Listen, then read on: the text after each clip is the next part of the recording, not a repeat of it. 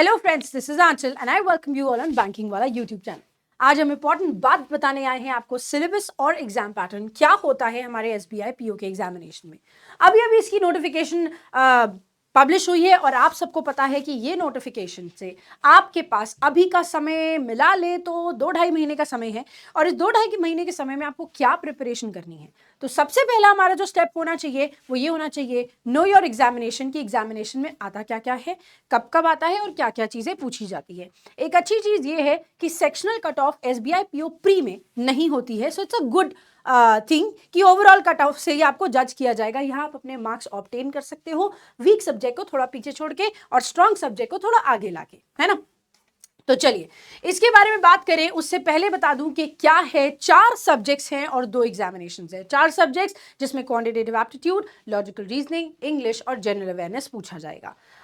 Exams 3 sections में होते हैं, प्रीलिम्स, मेंस और सिलेक्शन का प्रोसेस, जिसमें जीडीपीआई का सेक्शन है। पर्सनल इंटरव्यू आपका होगा जरूर, क्योंकि ऑफिसर लेवल का एग्जामिनेशन है। ठीक है, तो ये तो बात आपको क्लियर है, ये बात आपको पता है। अभी क्या है, 2 पार्ट्स में जैसे हमने बोला एग्जामिनेशन डिवाइडेड है आपका प्री और मेंस। जब हम प्रीलिम्स की बात करते हैं तो 3 सब्जेक्ट्स आपको देखने को मिलेंगे, language, English language, numerical ability और रीजनिंग, जिसमें 30 क्वेश्चंस 30 मार्क्स से 20 मिनट्स के लिए आपको दिए जाएंगे। 35 क्वेश्चन 35 मार्क्स से 20 मिनट्स के लिए आपको दिए जाएंगे न्यूमेरिकल एबिलिटी में, और रीजनिंग में आपको मिलेंगे 35 क्वेश्चंस 35 मार्क्स के 20 मिनट्स के लिए। ऑल टुगेदर टाइमिंग 60 मिनट्स का है। 100 क्वेश्चंस आएंगे 100 मार्क्स के, लेकिन इसमें कोई सेक्शनल कट ऑफ प्री में नहीं मिलेगा, ओवरऑल कट ऑफ आपको दिया जाएगा। नेगेटिव मार्किंग इसमें है, ठीक है। मेंस के एग्जामिनेशन में पढ़ेंगे जनरल इंग्लिश में 40 क्वेश्चंस 40 मार्क्स 35 मिनट्स में, क्वांटिटेटिव एप्टीट्यूड 40 क्वेश्चंस 50 मार्क्स के 45 मिनट्स में, रीजनिंग एबिलिटी और कंप्यूटर एप्टीट्यूड 50 क्वेश्चंस 60 मार्क्स के 45 मिनट्स में, जनरल और financial awareness 50 questions 50 marks and 35 minutes में। 2 घंटे 40 मिनट का पेपर होगा, लेकिन इसके साथ आपका एक डिस्क्रिप्टिव राइटिंग का पेपर जरूर होगा, दैट इज 30 मिनट्स का पेपर होगा, 50 मार्क्स का होगा। 2 क्वेश्चन आपको अटेम्प्ट करने हैं, एक ऐसे राइटिंग और एक लेटर राइटिंग, ठीक है।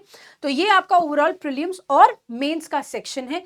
जब आपका सिलेक्शन के थर्ड प्रोसेस में आप जाओगे तो सिलेक्शन मेरिट लिस्ट डिसाइड होगी आपके मेंस और पर्सनल इंटरव्यू का जो हुआ है, इंटरव्यू के मार्क्स को कंबाइन करके, ठीक है। तो आपकी मेरिट लिस्ट उससे डिसाइड होगी। प्रीलिम्स के मार्क्स ऐड नहीं होंगे, ये क्वालिफाइंग है, और आपका डिस्क्रिप्टिव भी क्वालिफाइंग है, ठीक है। तो उसमें पास होना जरूरी है, ये बात है, ठीक। अब बात कर लेते हैं सिलेबस की। तो बहुत ही ज्यादा जरूरी बात, क्या सिलेबस आपका 4 पार्ट्स में डिवाइडेड है। 4 पार्ट्स में से सबसे पहला सब्जेक्ट है आपका रीजनिंग का। रीजनिंग में alphabets, coding, decoding, blood relations, direction and distance, inequality, syllogisms, order और रैंकिंग और पजल्स, ये 8 चीजें तो आपके प्री में आएंगी, ठीक है।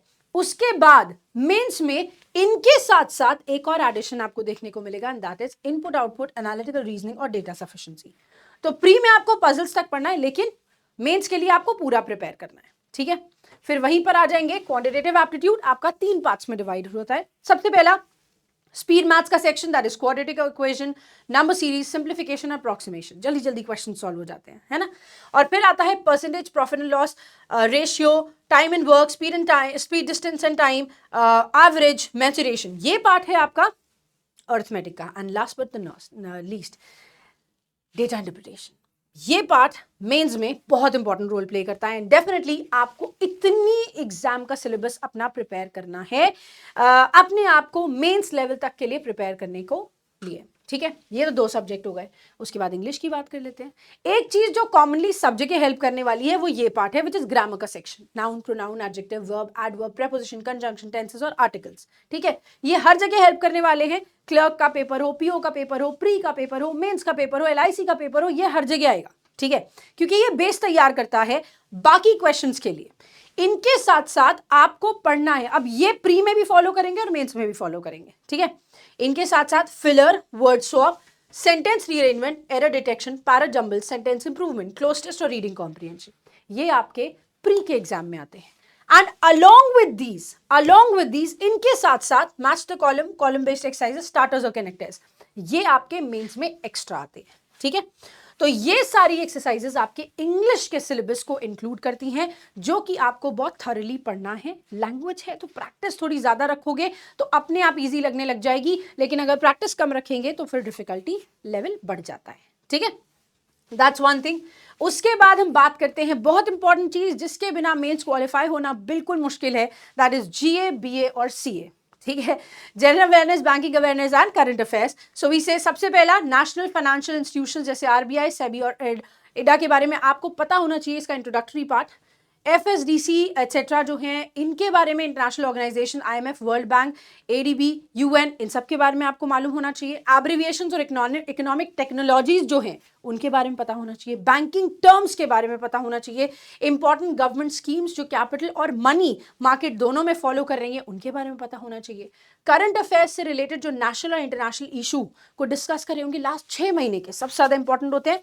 और 3 से 4 महीना आपको और ज्यादा फोकस करना होता है जब हम करंट अफेयर्स की बात करते हैं तो। ठीक है, इंडियन फाइनेंशियल सिस्टम के ओवरव्यू आपको पता होना चाहिए। इंडियन बैंकिंग सिस्टम का हिस्ट्री आपको पता होना चाहिए, कहां से शुरू हुआ, कितने नेशनलाइज्ड हुए, क्या क्या हुआ। क्रेडिट और मॉनेटरी पॉलिसीज जो हाल फिलहाल चल रही हैं और कुछ रेशियोज जो हाल फिलहाल चल रहे हैं उनके बारे में भी आपको पता होना बहुत जरूरी है। ठीक है, तो अब जिनके जिनके दिमाग में ये क्वेश्चन था कि मेरे को क्या पढ़ना है, क्या सिलेबस है एसबीआई पीओ का, भाई कई सारे बच्चों ने ये चीज पूछी थी, तो आपका पूरा का पूरा सिलेबस इंग्लिश, क्वांट्स, रीजनिंग और जीए सब में बता दिया है। नाउ आई होप आपको कोई भी डाउट नहीं है। सो इस तरह से अपनी प्रिपरेशन शुरू करिए कि आप प्री और मेंस दोनों की तैयारी करें और दोनों की तैयारी करके आप सिलेक्शन लेकर हमारे साथ यहाँ खड़े हैं। Thank you so much for joining us here guys, thank you so much, bye bye, take care.